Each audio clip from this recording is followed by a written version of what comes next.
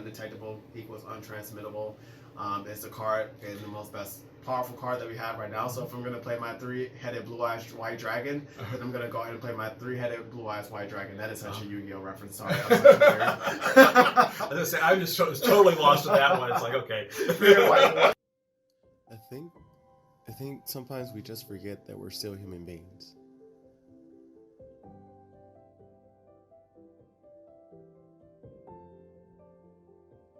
Yeah, I think it's important that everyone should know their status. Knowing your status is the first step to really kind of having that conversation. I think it's important we learn how to tackle stigma and get rid of it. I think it's such an extremely amazing thing that I get to do this every day and meet such great people and learn their story and share some of their story with the people that watch us every day. To remember to stay hopeful in victory. Welcome back, guys. Good morning, good morning. I am Dusty Lion, and this is Hopeful in Victory Talks. So I don't have my little mug with me, so I have my little to-go mug. I'm sorry I can't give you the proper dab of coffee, but you're gonna have to deal with what I'm gonna give you. So let's get a dab of that coffee. Bing! I did not shake this. This is really bitter. It's not even coffee, it's tea actually. I'm trying tea today, so yeah. Enough with tea. But you guys, I am actually here in Champaign. I am actually at the Greater AIDS Community, Greater Community AIDS Project of East Central Illinois. Yep, thank you very much. And actually, I'm actually not going to kind of take the will from you. I'm going to let you introduce yourself. So if you can introduce yourself to our audience. Good morning, everyone. My name is Mike Benner. I'm the Executive Director and only staff of the Greater Community AIDS Project of East Central Illinois, better known locally as GCAP. I mean, we have too long of a name to try to say that all the time. But anyway, I've been with the organization now as a paid employee for about 10 years, and director for 8, and started working with the organization when I first was diagnosed with HIV in 2002. So we're basically a referral organization. We do offer some programs, such as food pantries and transitional housing, etc. But I mean, we do a lot of our work is basically referrals to other social service organizations. Beautiful. So you say you guys are a referral organization. What does that mean? It means basically, I mean, we have individuals that come in here and need specific services, and we just don't have the capacity to have that many services that we do directly. So we kind of move people around. I mean, we do have a food pantry, but we also help refer them to other food pantries. Yeah. Some legal services. I mean, as long as it's not criminal, go to Atlanta Lincoln Legal. We really definitely encourage people to get hooked up with the local health district, which provides a lot of the Ryan White and HOPA funding programs that people can take advantage of, along with, I mean, case management and referrals to hospitals and doctors and all those other fun things that people need. Yeah. It sounds like you guys are really using all of your resources, every need, if you will. I mean, that's the goal of the organization, is to be able to make sure that there's all these wraparound services for people living with HIV. I mean, yes, we do have special needs being HIV positive. We need to be able to get to doctors on a regular basis. We need to be able to get our beds and all those kind of things. And I mean, we have a lot of organizations locally and statewide and nationally that, I mean, provide those programs. But I mean, it's a matter of how do you tap into them. I mean, that's the big thing. I mean, it's like trying to navigate through all that. The main focus with this week, and then also why I'm here, is to talk about homelessness when it comes to people living with HIV. What are the services that you offer here when it comes to homelessness? Homelessness, I mean, we do have a transitional housing facility for people for up to 6 months that find themselves homeless. During that time, we work on giving them a free place to stay, but also quite a bit of case management to try to help them find other housing so they can get off the streets. And then we have other programs that we have locally that are federally funded through the continuum of care through HUD, that have some programs such as Shelter Plus Care, which is a housing program that not only do you only pay a third of your income, but also it has wraparound services. I mean, basically case management. Then there's some programs locally that are rapid rehousing. Basically, we work in getting people off the streets as soon as possible into their own housing. And these programs aren't necessarily just for people with HIV. I mean, they're for all homeless individuals. Okay. But we're able to tap into them. That's the nice thing, that we're able to help tap into them. We're very active in the community. Your experience when it comes to homelessness and being also HIV positive. So we're both positive. You haven't gotten that yet. guys. Yeah. But how do those two play hand in hand? Like I want to kind of ask that question because I know it myself, but I kind of want to make it more of understanding for people who are watching. When you really look at it, I mean, how can somebody be healthy, like we all can be anymore with HIV because of all the meds, if you have no place to sleep at night, if you have no place to get your meds, if you have no way to contact people? I mean, those are the big issues right there. Yeah. I mean, I know myself when I was homeless. I mean, I stayed at the transitional house for a while. I mean, I was getting out of a really crappy relationship, had tried suicide 3 times. It's like the last time I was in the hospital. It's like, screw this. Yeah. I'd rather sleep on a park bench than go back to this relationship. And I was very fortunate that I was able to be brought into the transitional housing program. There was a new program in town called PHACT, Permanent Housing Assertive Community Treatment, that really worked with me to get me stably housed and get me the wraparound services that I needed, and was in that program for 2 years and then started working full time. So it's one of those things that if you're really willing to work at it, and there's resources there.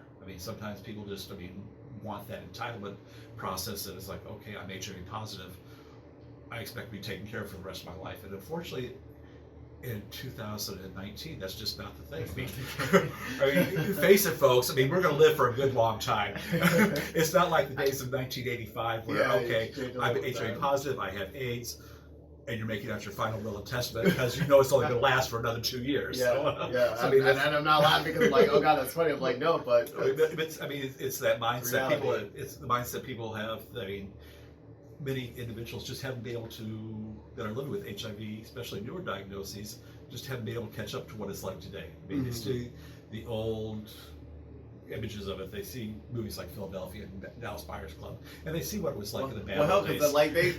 People still believe that stuff too. That's the thing. It's trying to really kind of get people out of that mindset. Yeah. And more we have individuals that are living with HIV that are positive role models. That they realize, we're just going to be hanging out forever. So the really neat part about having access to stable housing is because it affects, again, your mental state.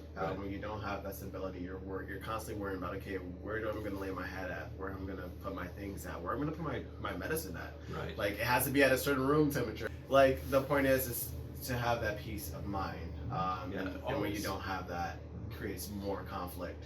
Yeah, you get those basic needs. It's all about basic needs. Get those taken care of. Make sure you have a shelter, you have food. Then you actually start concentrating on the other things, because basically, when you're not sure how you're going to get your next meal or where you sleep at night, and like you said, where you're going to keep your stuff at, staying healthy may not be the biggest priority that you have. And that's all it. And not only is it with people with HIV, but anybody that has a chronic health condition.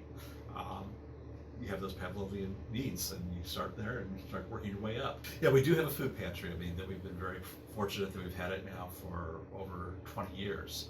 And going again, getting back to those basic needs. We've got shelter. We want to make sure people have food.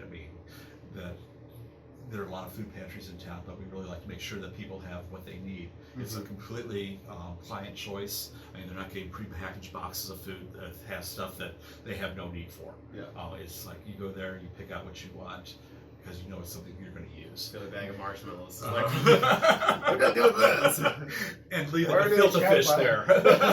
It's all about that. It really empowers individuals living with HIV too, because they get some choice in things. There's many things that we have to deal with that we don't have a choice about, but the idea that we have some choice in our food is a big thing. It really makes you feel empowered about your lives.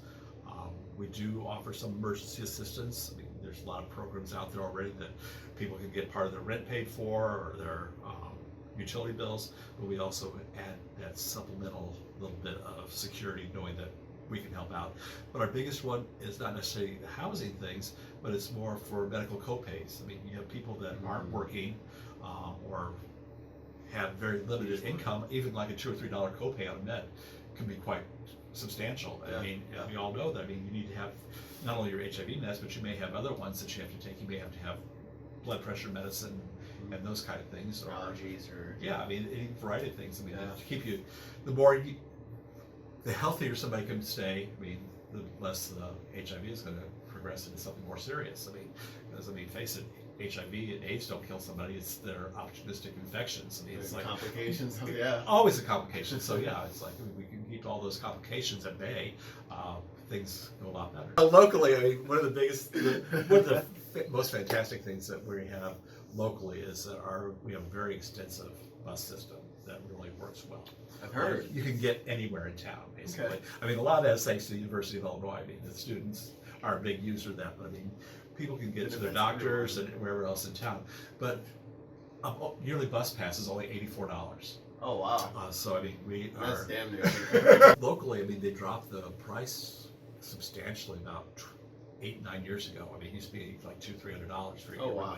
But $84. I mean, we love getting people those bus passes just so they can get to places, and that's not only medical. I mean, it's like for work and just as important social. I mean, so that people Groceries and all that great. Yeah, I mean, things. all these things. That, yeah, so it's like we love getting those passes out. So how do you like get these resources to people directly? How are they like finding out about this? The biggest one is through their case managers. Okay. At the health district, the local health district covers 18 counties in East Central Illinois. The largest area with the highest density of HIV, of course, is going to be Champaign-Urbana.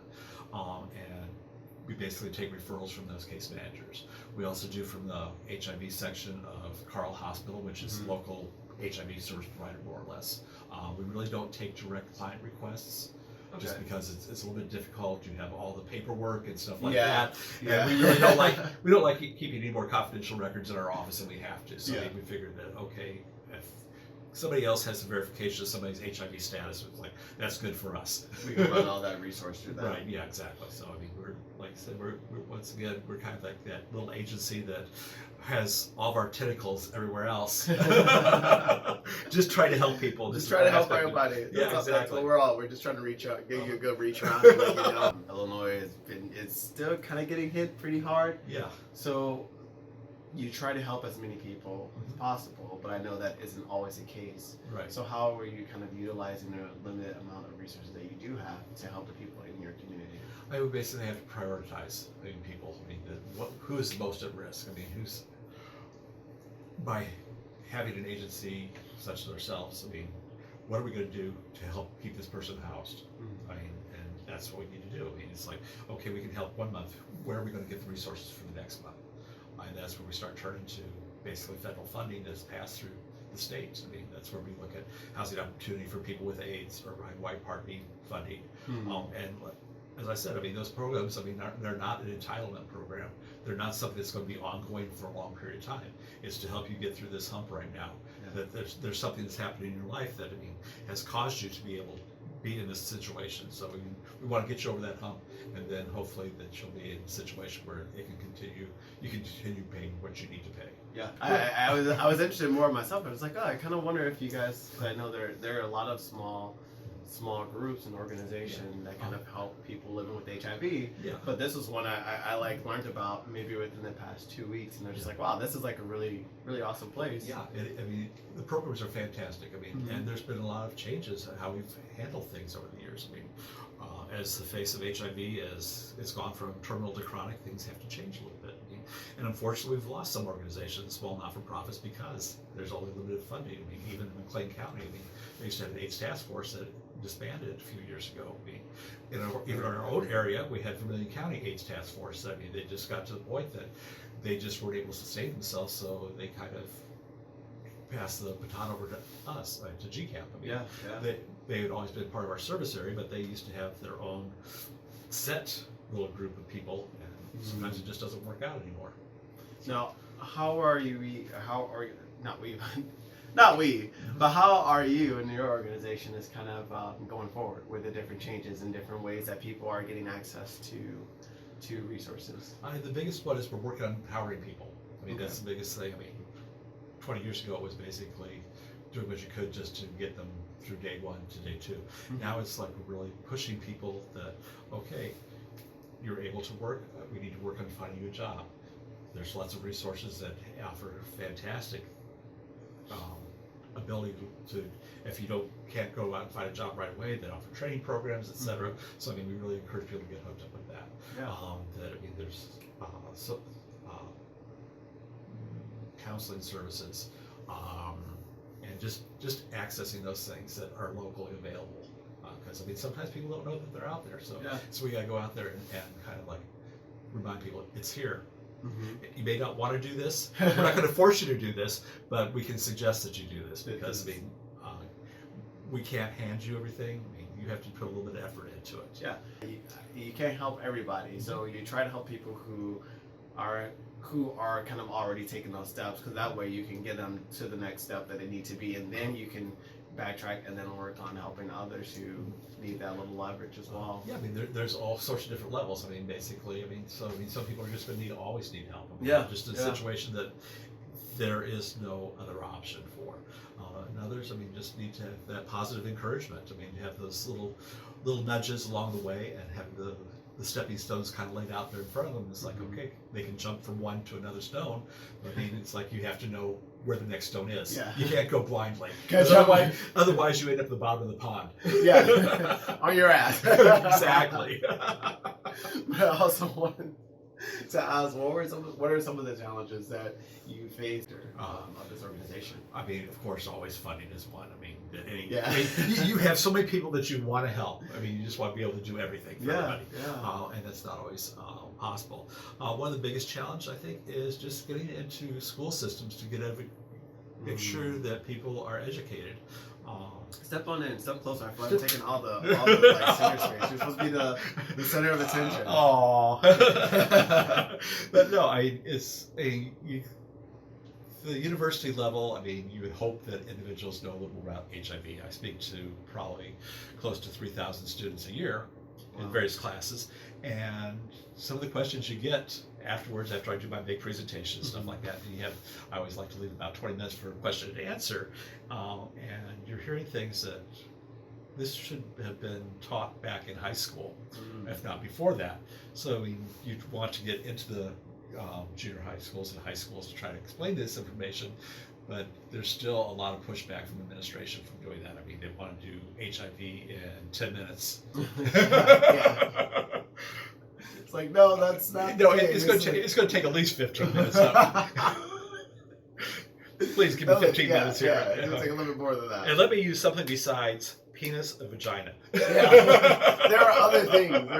There's research on it. Exactly. Be able to talk with students about some of the things, I mean, that in language they're going to understand. I mean, GCAP has had a history of doing that. In fact, back in the late 80s, we had put out a brochure that used, for lack of a better word, street language. I mean, instead of penis, you there's have a dick. Brochure? Not anymore. I wish we still had one. Awesome. But I mean, it talked about safer sex in a way that most everybody talks about it. Not in clinical terms. But what happened was it was partly paid for from a grant, and our local representative at the time got a hold of it and did not like that, because this was state funding that was going to this, and even though the brochure was authorized by the state, he didn't like that. So GCAP lost all of its state funding for, I think it was 3 or 4 years, except for 1 penny. Wow. Kind of vindictive thing. Very vindictive, because you first off, and I'm not gonna like badmouth anyone, but I feel like if you're trying to actually break stigma, or actually get people to get tested, or actually look at this issue, you want to be able to learn how to talk in a way that they understand, in a way that they will receive that information. Exactly. I'm not telling you to go out there and just say like, hey, say this and that, all add a third. I'm saying like it helps, and it shows. Then they'll be able to receive it and like be, oh, okay, I understand it. Versus like if I go to my doctors and they tell me all this scientific stuff about like HIV, and I'm just like, doc, like I'm gonna be less likely to want to get engaged with something that's infecting my life directly. Oh, exactly. I mean, you have to be able to speak on somebody's level. I mean, wherever that may be. I mean, so that they understand what's going on. I mean, I think that's where we're having so much issues in some communities, is that, I mean, we're a bunch of people that, I mean, aren't from the streets. So how do we learn how to communicate with individuals that maybe say they're living in absolute desperate poverty, or don't know when they walk out their front door if they're going to be shot? I mean, which is more real to them, being shot because they see everybody gunfire on a regular basis, or HIV. I mean, so Come on. You can remember. I'm trying to. It's not coming to me. Really kind of shows, we look at what we have now in Greg Harris, an openly gay man and HIV positive, leading the legislature.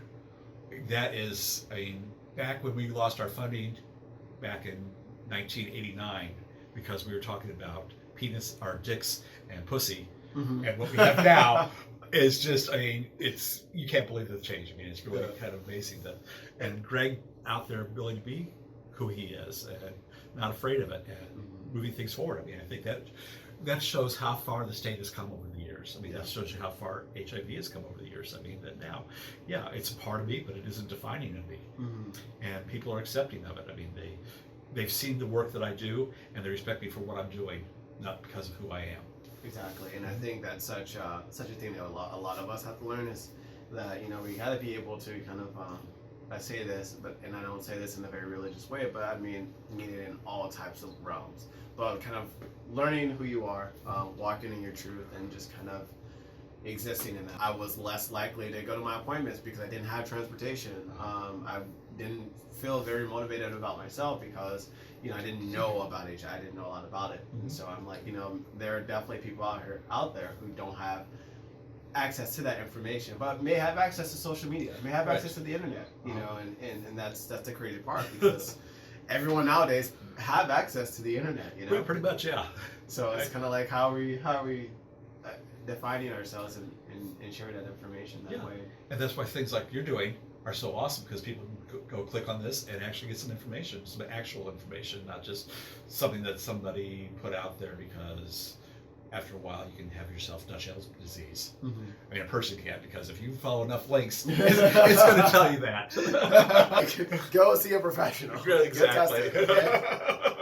Or speak with somebody that's actually been there and knows what's going on. It's like, yes, because I mean, professionals aren't always, they're good for a certain amount of information, but to actually be living with something is a much better source of information. Oh, that's my question. Oh my God, you just helped me remember it. I keep going. Sorry. That is, I mean, that's kind of where we have, I mean, that's where a lot of my work is. I mean, I'm talking with people that call me on the phone. It's like, I know you're positive, so what do I do about this? What do I do about that? Yeah. And I'm feeling this way. Is that something to worry about or not? So, I mean, it's that peer part of everything that, I mean, I think is very important. And that's where our organization is very helpful, because, I mean, some other organizations, or especially governmental organizations, even if a case manager may be positive, they're not going to necessarily disclose that information. Exactly. Yeah. How this is kind of off topic from GCAP, but how do you think that has changed since, I don't want to say since HIV appeared, but I want to say since getting on PrEP and, or not PrEP, but antivirals have become a really big push, how that relationship since that began up until now has changed, including your experience, you know, personally. I think that, I mean, a lot changed because of HIV back in the 80s. I mean, there's this thing called the Denver Principles. It was what, I can't remember now exactly. You can look back up. But Denver. Yeah, it was a group of HIV providers and individuals living with HIV that came up with this list of things that, I mean, they basically need to be shown self-respect. I mean, they were the ones that ultimately had control of their health, their personal health. They need to be involved in the process of determining things. So I mean, it was really the first time that patients anywhere were empowered over their own health care. And you kind of look at where medical treatment is today. I mean, was very powerful. But I mean, you have to remember that most people in a doctor-patient relationship, I mean, your doctor's working for you. I mean, it's not the other way around. He's working for you. And I think doctors have kind of learned over the years, I mean, they have to take a different kind of approach. It can't be doctor here and you're down here. I mean, it has to be a much more level playing field. It needs to be a conversation. And they need to respect your input into your healthcare as much as you need to respect what they have from their technical and professional training. So I mean, it's a matter of negotiation sometimes. Well, if I don't want to take this medicine on that day, can I take it on this day? And then, I'm just kidding. No, I think a lot of that negotiation was, I mean, yeah, that there's different meds out there. This one isn't working for me. What are my other options? Because I mean, a lot of healthcare providers, I mean, back when a triplet was the big thing, the one-day pill was the first one out there, but it had some serious consequences and stuff. And I mean, a lot of doctors, when the newer ones came out, one pill a day regimens. Get people on this. You need to get that Well, I mean, a lot of them didn't want to. I mean, it's like, oh, I was not the opposite. no, because the triple has been working. Why would we want to change? We'll wait till you have medication failure before we move you on to something else. And it's kind of now, I mean, they're realizing that some of the reformulations, even if they're old medicines that have been reformulated, are much healthier for you. That they have a lot less side effects. I mean, the medicines are becoming quote unquote cleaner. Yeah, I mean, yeah. And basically that just means there's less side effects So on it. yeah, more harmful, less harmful. And I mean, providers are starting to learn from that. But kind of going back to what I said about the medical provider working for you, I can't say that everybody has that choice. I mean, but I mean, a lot of people have a choice as to who their HIV doctor is, and it needs to be an interview process. I mean, I switched doctors like in the last 3 years, and I basically flat out told him, it's like, I mean, I'm thinking about changing providers. What can you offer me? Yeah. That is an interview. I mean, and while he was very taken back from it, he was really forthcoming and basically told me what he's done in HIV, how long he's been doing it, what his credentials were, and kind of gave me his philosophy on his view of medicine, which is kind of neat. And I think more people need to go at it about that way, because I mean, if you have a doctor that you really can't see eye to eye with, I mean, it makes it really hard to deal with. I mean, I have a partner who's HIV negative, and I mean, we won't go into the stuff that, I mean, people with HIV knew that U equaled U's for years. Yeah. It wasn't until, of course, but it's been CDC established. came out, yeah. It's like, this is a thing. It's real. But I mean, when we first started talking, when PrEP first came out, I mean, my doctor was like, well, you can't do PrEP without using condoms. I mean, it's like, he was old school enough to know that the only form of prevention, well, there are two forms of prevention, either abstinence or condoms. Oh, condoms. That this, the biomedical things were just not something that he could comprehend. I mean, that he thought that those were don't go hand in hand. Yeah, exactly. And as John Peller, it's a different generation too. Things have changed. John Peller and I were on a local what do you call it? Public radio interview when PrEP first came out, and as he said, I mean, it's another thing in our toolkits for prevention of HIV. I mean, it's not the end all be all, but I mean, condoms. If condoms work, there wouldn't be any HIV. So condoms don't work, at least for everybody. So I mean, you have to find other tools out there. Other tools, yeah. Oh man, I mean, that's kind of way U equals U has gone. I mean, that it's helped decrease the stigma of people. That people with HIV are going to transmit the virus to somebody else, but also just one more thing in there. So this is though we haven't gotten to the cure, this is what we have in our arsenal. Right. But I think even with the advancements that we have today, I think one of the biggest challenges that I've started to see is people are like, we have all this great technology, we have all these great medicines, why isn't there a cure? Why are we just settling for like undetectable? You know, why are we just settling for viral suppression? And it's and I can see their point of view, but it's like you work with the cards that you are dealt with, and unfortunately, as a society, U equals U, undetectable equals untransmittable. It's the card and the most powerful card that we have right now. So if I'm gonna play my three-headed blue-eyed white dragon, then I'm gonna go ahead and play my three-headed blue-eyed white dragon. That is such a Yu-Gi-Oh reference. Sorry, I'm such a I was gonna say, I was totally lost in that one. It's like, okay, you're like, what the hell? All the 90s babies out there, woo! I'm a little kid. We can do something, and she came up with those. She came up with those. Get F. Can I show this? Oh, of course you can. Okay. Yeah. This is like, I saw this when I was walking in, if you can see it.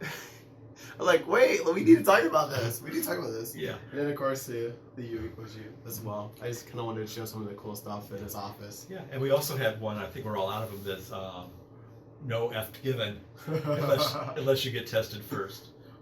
I'm going to take this and put it on my desk, because I have this like set on my desk where I have my rainbow flag and stuff and all these like stickers, and my coworkers like, what is this? And just like, shh, just learn. Learn. Exactly. Um, But I'm amazed at how many of those I see on computers, laptops on campus. Yeah, it's gonna They're still probably- getting around. Yeah. I'm gonna take. He's got a lot over there, so I'm probably gonna take some myself and put one on my laptop, and then like one in my like office. Yeah. So We're fortunately, since we're small, we're able to get away with stuff like that. Oh, I don't think the local public would put something out like that. No. Even though all the case managers have those hanging on their walls, it's just not something that their grant funding would allow them to be paid for. Yeah.